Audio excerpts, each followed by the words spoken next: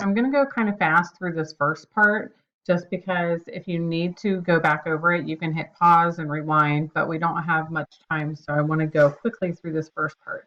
So every one of these quadratics on these first three that we need to factor are already in general form, and we want to convert them back to what's called vertex form.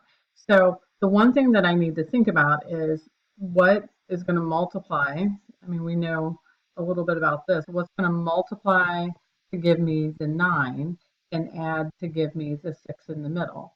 And if we think about that, we know that those two numbers would be 3 and 3 in both cases. So I could factor this down to x plus 3 times x plus 3, which is equal to x plus 3 quantity squared. And same goes for this next one. If I'm thinking about what multiplies to give me 16 and adds up to give me 8, then I would equally see that those numbers would be 4 and 4. And I could factor this down to x plus 4 times x plus 4, which again is equivalent to x plus 4 quantity squared. And so if you think about this last one down here, because the numbers for the adding is a negative 10, we would then have to use negative 5 and negative 5 for both cases, which would leave me with x minus 5 times x minus 5 or x minus 5 quantity squared. Okay, so these are what we call perfect square trinomials, because if you look at what you have here, it's the exact same thing, x plus 3 times itself, or that quantity squared.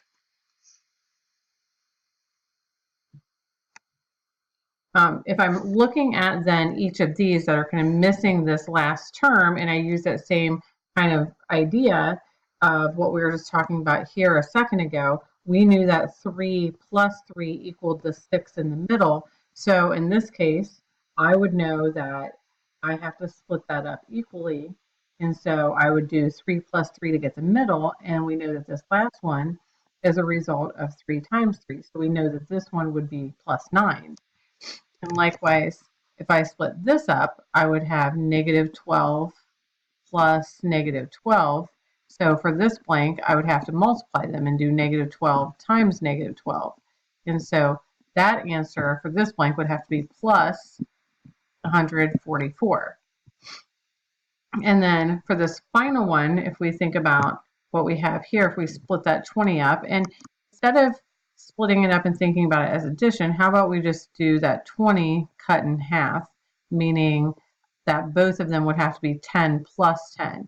And so here I could do 10 times 10, which is the same as 10 squared. So I would have plus 100 in this case.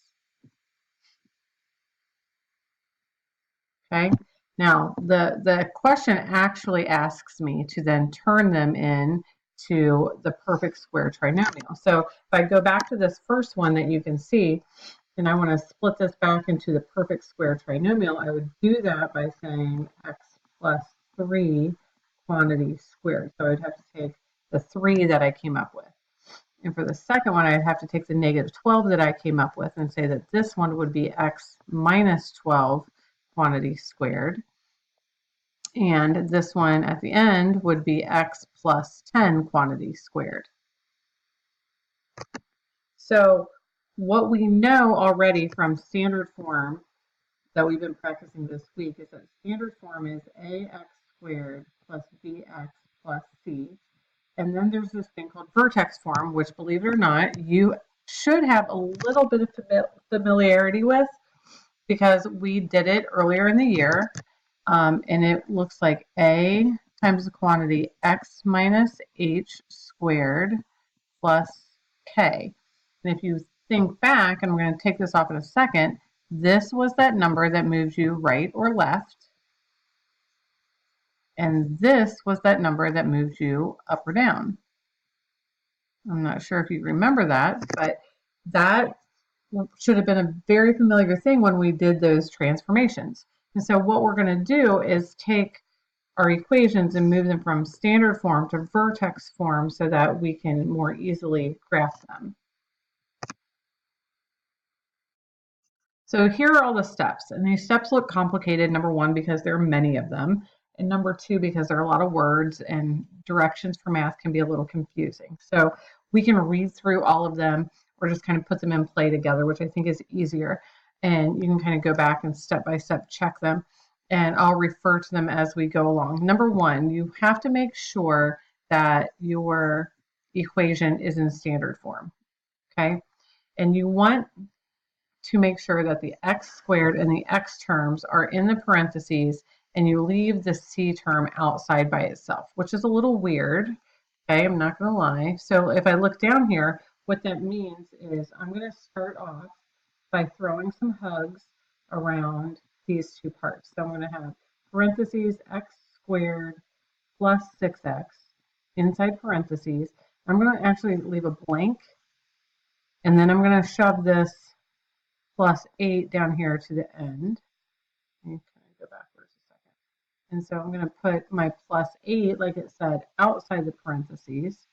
And I'm going to put a blank after that. Okay? And it says, make sure the coefficient of the quadratic term equals 1, meaning this guy right here. You want it to say 1x squared, and we'll deal more with that later because right now we're just going to focus on just keeping it x squared. Okay, so step 4 says rewrite the equation with the a plus the blank inside and a minus the blank outside. So this is something that gets a little strange and you guys always question that. So right here is what I'm talking about. Plus a blank on the inside, minus a blank on the outside. Okay, now let me tell you why we're doing that. Because if we add nothing to an equation, it doesn't change it. Like 5 plus 0 is still 5. 7 plus 0 is still 7. Negative 15 plus 0 is still negative 15. So essentially, we're not changing the problem because we're going to add and subtract the same amount, because we're going to do like plus 3 minus 3, which equals 0. So what we need to do is we have to take the b squared term. So right now I'm on step 5. We have to take the b term, which is the 6, and we're going to divide that 6. I'm going to go off to the side here. I'm going to take my 6 and I'm going to divide it by 2. So this is step 5. And when I divide that by 2, that gives me a value of 3. Okay? And then it says add that number, but the squared version of that number, which is 9, and put that on the inside and on the outside. Okay, so what I did is I took this 6 right here, I divided it by 2 and got 3, and then I squared that number. Kind of like we did before when we divided the number right here. Sorry, right here we divided by 2 and then we squared it to get what goes in this blank. That's essentially what we're doing. We're trying to find that magic number that makes this parenthesis that we have one of those perfect square trinomials. And so what you've actually done is you're pretty close. So you're going to take this parenthesis right here, this one, x squared plus 6x plus 9, and you're going to factor it. And because you actually have a cheat over here on the right side, you know that that started as a 3, because 3 plus 3 is 6, and 3 times 3 is 9. And so you're going to change that back to x plus 3 quantity squared. And then on the outside, you've got to add these two things together. Okay, so we're going to add that plus 8 minus 9, and that number is going to go right here.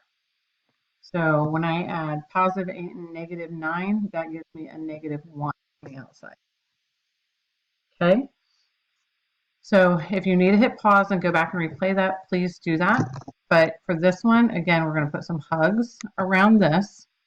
So we're going to do y equals x squared minus 8, and you have to put the plus version on the inside.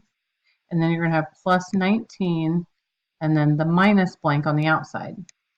Now remember, this number right here is the one that you have to split the middle with. So you need to do negative 8 divided by 2, which gives you your negative 4. and then you need to square that -4. Square it. And when you square -4, you get 16. So the squared number is what you fill in the blanks with. Okay? Now you're going to take those parentheses and you're going to factor it.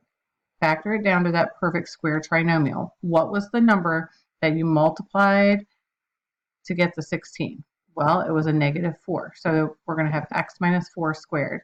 And then we're going to add the outside, the plus 19 minus 16, and that's going to give me plus 3. And that's my answer.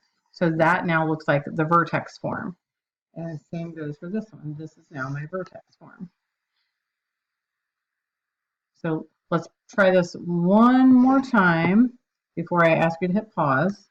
Okay, so we're going to put the parentheses around these two, and we're going to rewrite it as y equals parenthesis x squared minus 4x, put your plus blank, scooch this plus 6 down, put your minus blank.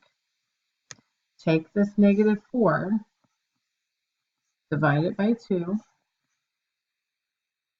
and square it. So when I divide it by 2, I get -2. When I square that number, that gives me +4.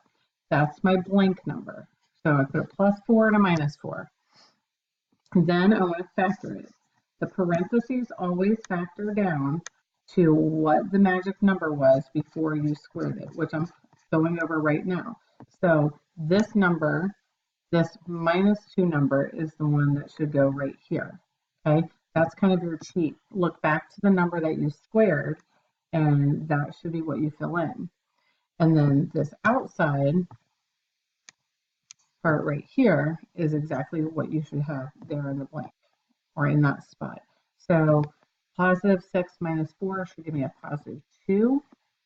And then that makes my problem finished. Okay, so hit pause, try to work out number 4 by yourself, and then come back and play the rest of the video and see if you got it.